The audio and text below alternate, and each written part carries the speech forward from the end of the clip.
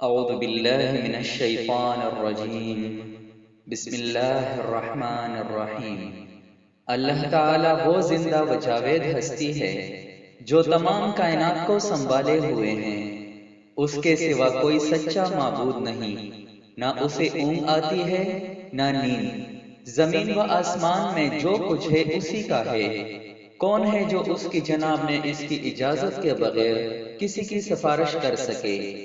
وہ جانتا ہے جو کچھ بندوں کے سامنے ہے اور جو کچھ اوجھل ہے، اور اس کی معلومات میں سے کوئی چیز ان کی گرفت یا ادراک میں نہیں آ سکتی سوائے اس کے کہ کسی چیز کا علم وہ خود ہی ان کو دینا چاہے۔